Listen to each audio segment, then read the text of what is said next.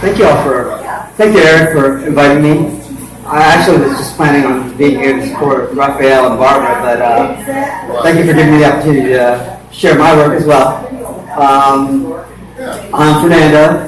I'm probably the second best writer to come out of Highlandtown, Hispanic writer to come out of Highlandtown since Raphael. The difference between me and Raphael is, Raphael's family from Spain. They were colonists. My family's from Puerto Rico. Traces back probably to Spain. Some people, we were colonized. So, master, servant. You guys get the idea. I like to say conquistador. Conquistador. Con poder. And I'm so happy to be here with Barbara, or Bad, because Barbara and I took classes together at the University of Baltimore way back in the when, and Barbara was absolutely, hands down, my second favorite writer after myself. So it's really an honor to share this room, and of course with Eric, who I met at the Right Here, Right Now workshops when I was too lazy to be writing and I needed something like a deadline to get me going again. And then I had the wonderful chance to meet Eric there.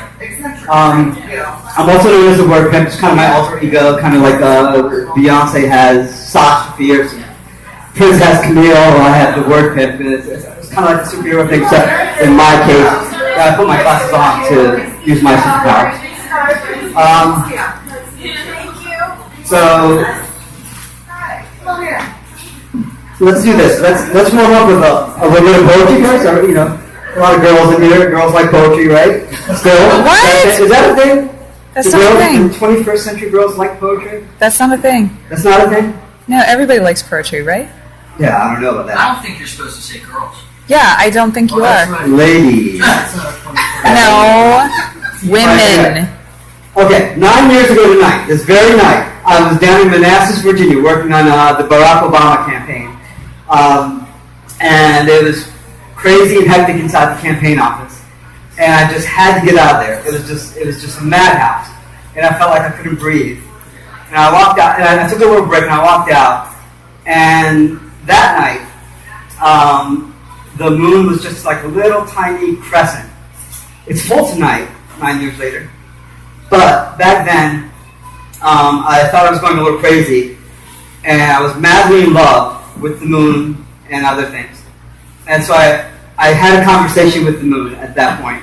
And it was one of my first, a number of moon poems that I've written. The first was actually a class I had with Barbara, 13 Ways of Looking at the Moon. That doesn't count. This counts. This is a conversation between me and the moon. It's called Lunatic. I see her eyes reflecting from the quartered moon shining on my grinning forehead as I trudge around long suburban blocks, thinking of nothing but her. I laugh aloud at how silly I sound in silence, in darkness broken only by pinpricks, poked by stars, and that inimitable smile grin reflecting her eyes upon me. I feel that I will wave my arms like mad and be dragged away, a lunatic whose love for the moon is mistaken for madness. All right, so we'll do one more moon poem and then we'll go on to more serious things. Is that okay? All right. So this one is actually the last moon poem that I ever wrote, moon-inspired poem. This one's called A Clockwork Moon. I dreamt of a clockwork moon, face falling, failing, revealing an intricacy of gears and springs and cogs and things, a pendulum that slowly swings and pulls and strings that weaves our blessed universe together. I saw us singing to a clockwork moon, praising her in harmony, raising arms in unity, revering her, and I could see humanity dancing, supplanting its foul tendencies in favor of a new reality, and it was finally apparent that the string pulled by a pendulum that swings connected everything, like you and me. I dreamt of a clockwork moon suspended in a blue-black sky, now free of its flimsy disguise, illuminating everything in sight, a glow from which nothing could hide, nothing wanted to. Finally, the strings that connected everything, you to you, to you, to him, to her, to them, to it, to you again, were obvious. No one was willing to return to the thought that we are alone. I dreamt of a clockwork moon. You just know her as our moon, but close your eyes and stretch your mind, and you too will feel the fine tapestry of the universe she weaves.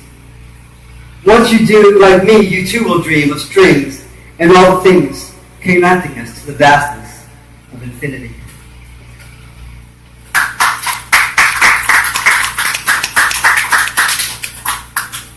Okay, so, I write a little bit of everything.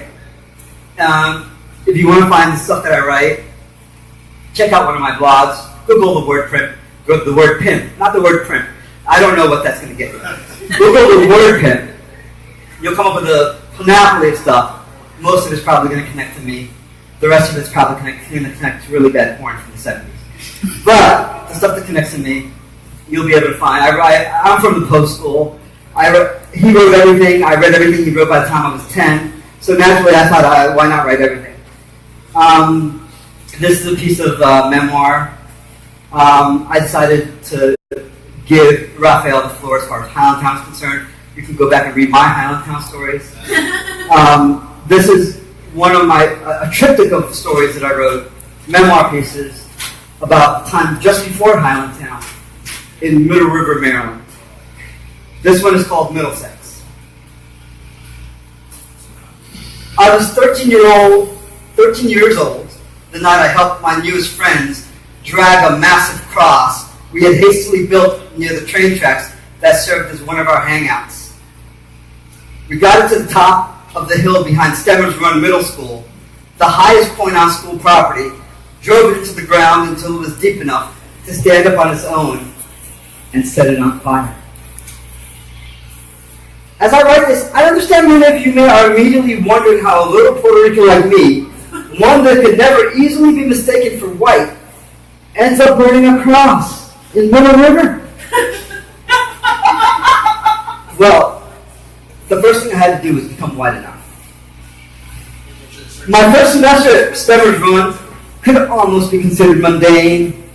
Once I got settled in, after my mom finally replaced my Psyches with a pair of Keds. The first story in the triptych, by the way, if anybody doesn't understand what the term Psyches meant, they were like Nikes, but instead of Nikes where the swoosh goes up, in Psyches the swoosh went down. And that's all we could afford back in those days. So, after my mom finally replaced my Psyches with a pair of Keds, I managed to make a couple of friends. As usual, I gravitated towards the smarter, nerdier kids, in this case, Paul and Pete, two boys who were already good friends. They invited me over and we walked 2 miles to Essex to his Pete's house where we played on his TI-99, an early home computer put out by Texas Instruments. Usually we would stay at school playing Dungeons and Dragons until it would start getting dark, but as the days got longer, as April turned to May, the walk to Essex became more appealing. Our geeky trio fell apart when Pete's dad, who worked at Martin's Airport, was abruptly transferred out of state. With only a few weeks left in the school year, Paul and I needed him as a buffer. Without him, we were constantly clashing. The tension came to a head when Paul came to my locker after school and insisted I wait until he got out of detention so we could hang out. I had just been sick and missed a few days of school. I apologized, showed him my stack of assignments, and that I needed to make up. But actually, it was just an excuse. I was already tired of Paul's over-the-top personality. He insisted, and I refused. Back and forth, until he snatched the papers out of my hand, tore them apart, and tossed them in the air so they floated down to the floor like oversized confetti. I couldn't let that go. I had always been serious about making my schoolwork. I was. As quickly as possible. More importantly, I couldn't let other kids think that might be watching that they could get away with anything like that. I was, after all, the smallest kid in 7th grade, so it was imperative that everyone absolutely pounced on him. But we were promptly pulled apart and escorted off school property, so basically nothing came from it, really. I still wanted to beat his ass. I was still steamed as I walked home. We were pulled apart too quickly. I doubted I would get another chance to beat his ass, and I was right. That was my last interaction with Paul. I would, however, get another chance to release that rage. On my way home, I ran into my sister. She was upset. Some boy had come on to her, and when she rejected him, called her a bitch, grabbed her by the arm and flung her to the ground. I ran off into the direction he had headed. I caught up to him in a small patch of woods that separated two halves of Riverdale Village, the apartment complex we all lived in. Hey, you the motherfucker who just called my sister a bitch, I yelled after him. He turned around and I immediately regretted what I was doing. He wasn't much bigger than me. He didn't look faster, but there was just something about him that scared me. A wildness. Yeah, so don't ever touch her again. Don't talk to her. Don't even look at her. He wasn't the least bit intimidated. He just stuck right up to me and cold-cocked me in the face. I was down before I even realized I was going down. By the time I got up, blood now streaming from my nose, he was just about gone. I got a quick glimpse of the apartment he went into. My rage, only swelling. I wiped the blood on my face and hurried back to my apartment. Tony was there. Tony was my mom's boyfriend at the time. He was a Marielito, coming from Cuba on the Mariel boat lift. He claimed to have been a political prisoner, a master chess player who would have become a grandmaster if only he had pledged his allegiance to the Communist Party. His lack of loyalty to the party had also kept him off the national baseball team, if he was to be believed. In truth, he was little more than a thug, a wannabe Scarface without the drive or the wits, only the propensity for paranoia and violence. Tony hadn't been able to hold down a regular job since getting to the States, so he mostly sponged off our family's welfare benefits, only supplementing them with the occasional odd job. He loved to offer fatherly advice in the form of Cuban proverbs. You know your actions were about to be judged when you open a sentence with the phrase, "Refrán dice." As far as I could tell, though, his favorite pastime was getting drunk with my mother on weekends, letting himself get drawn into an argument that would inevitably turn physical. Tony saw the blood smeared across my face. But before he could even ask, I told him everything that had happened. He insisted I show him where the boy lived. I took him across the open quad that was surrounded by the two-story buildings that made up our block of the apartment complex, then across the quad, the next block over to the apartment I had watched him enter.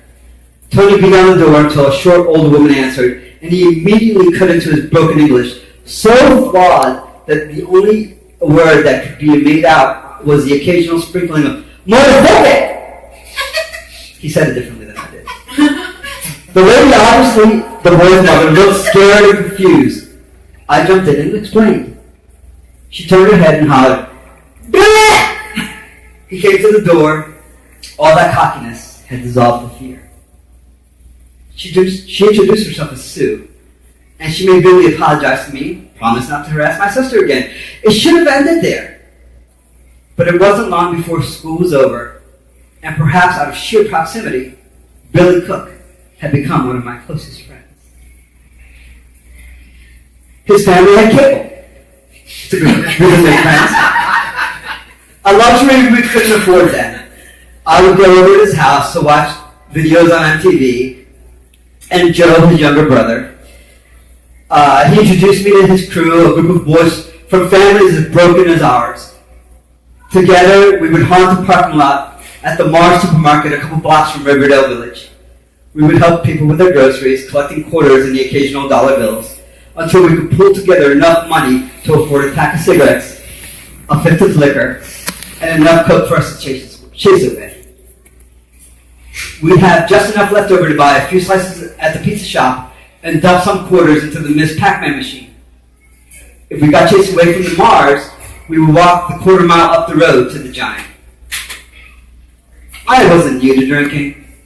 My mom was liberal enough to allow me the occasional sip of beer or wine, or even the occasional shot of Bacardi. It wasn't difficult for me to adapt to drinking regularly. I enjoyed the sensation. The numbness was preferable to how aware I often was that I didn't fit in, that I was far from the place where I did, where you'd walk out of your home and straight into a wall of disco, salsa, or hip-hop, sometimes all three colliding into a sonic wall of beautiful chaos. Drinking with my friends, my new friends, was preferable to the drinking and violence I had to deal with at home. By the time I got home, walking off my bus on the way, everyone would be in bed, and I had missed any drama. In Riverdale Village, the soundtrack was heavy metal. We would ride around Middle River on our bikes, or in my case, not owning a bike, on the back of someone else's, singing Ozzy, Scorpions, Iron Maiden at the top of our lungs. We would ride along the train tracks until we got to this wooded area where we would congregate but stay invisible. We would set coins on the track to see how flat they would get. We'd build terrible forts that would fall apart almost immediately. We fought. I wasn't the only smaller kid in our crew. There was a boy named Keith. He was the youngest, having just turned 12. Keith was pale, with bright red hair and freckles. Keith was still a tad bigger than me. Not very.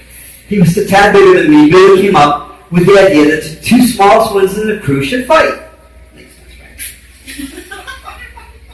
Casino was the most badass little guy. The fight didn't last long. We exchanged a few blows until Keith caught me upside of the head, sending my glasses flying. Everything stopped. Every one of us were in the same situation. We all knew how expensive it was to replace things like a pair of glasses when benefits only covered a new pair every other year. I can see! I shouted. We all laughed.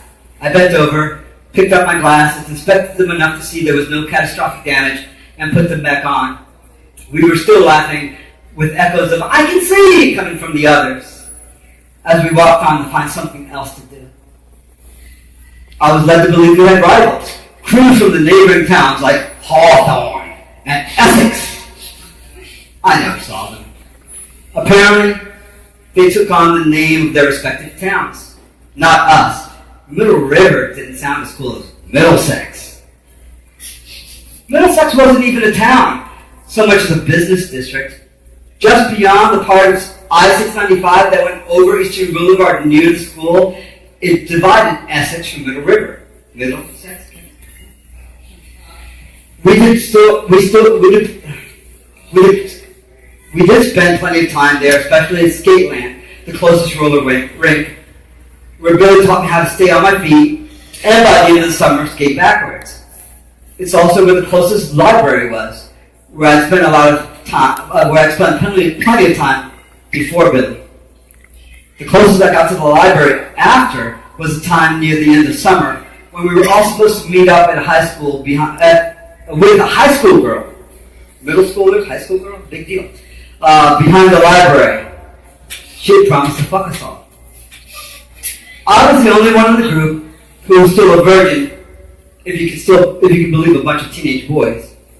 It's unlikely I was the only one lying about it. I got as far as the shopping center, behind the library, before Billy pulled me aside. "Listen, Freddie," he said. She said everyone was okay except for the one with the glasses. I was the only one in the group who needed glasses to see at all. I got it. There was no point in coming along. "That's fine," I replied. "I'll find something else to do."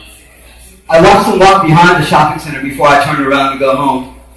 On the walk home, I wondered if it had anything at all to do with the fact that I wore glasses, or if it had everything to do with the fact that I wasn't white.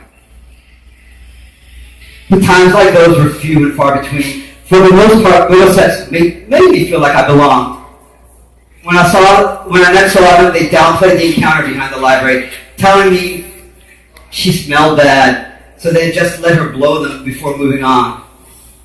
Once I developed a taste for hard rock and forswore the WWF for the WCW, I was really no different. I might not be white, but at least I wasn't black. There were no black people in Middle River, at least none that I remember. Black folk were just the people who we would hear about on the news getting arrested for drugs and murder in Baltimore, about 20 miles west on Eastern Boulevard. They were little more than rumors of race riots taking place after school in places like Patterson Park, instigated by black kids from notorious schools like Hampstead Hill Junior High. Despite my early upbringing in the diverse melting pot that is the New York metropolitan area, I was not immune to racist thinking. Some of my mom's closest friends were black. Hell, Puerto Ricans came in all shades. They still do.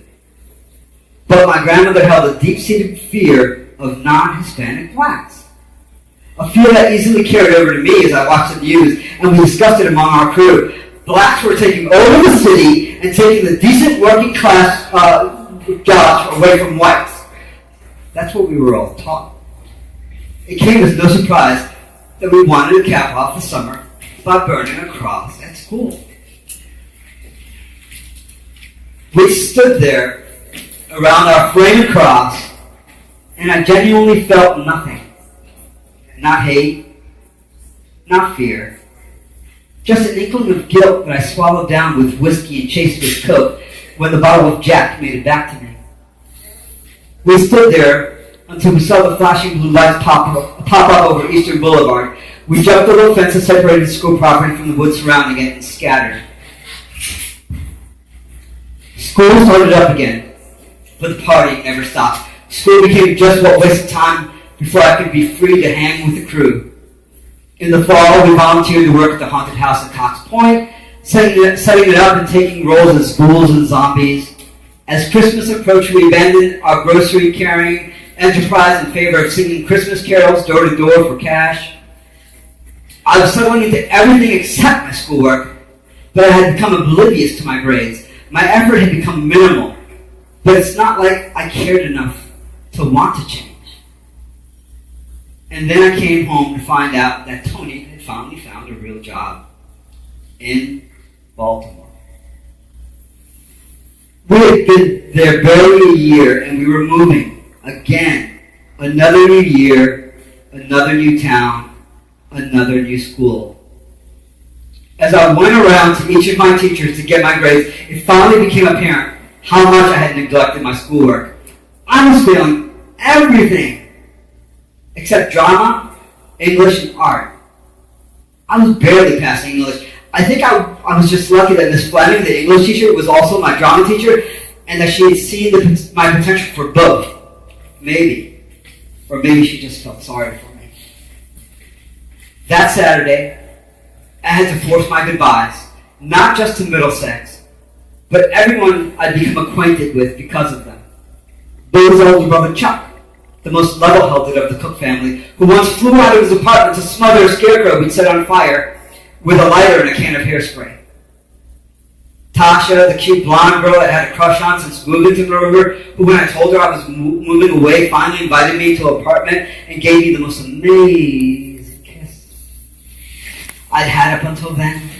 And of course Sue Cook, who despite our less hospitable introductions, treated me like a son. The following Monday, as my family was barely settled into our tiny apartment on Pratt Street, 2 blocks from Patterson Park, my mom walked me through the main doors of the notorious Hampstead Hill Junior High, my new zone school. I sat in the guidance office, head down, and as Mr. Gregory reviewed my transcripts, I could feel him looking at me for what seemed like an inordinate amount of time before he finally spoke. You know what I'm looking at, right? I nodded sheepishly. Let me tell you what I see. I see a kid who doesn't look like these grades. I can't imagine that these grades are who you really are. So this is what we're going to do. Since these grades aren't you, we're going to ignore them. We're starting over here. I think we'll see the real you soon enough. I fought to hold back the tears all the way back home. Once I found some privacy, I set them free. I needed to start again, but there was no part of me that wanted to. I sacrificed so much of myself to belong in Middlesex. Now I was right back to feeling like ever belonging anywhere. It was just an illusion. Thank you.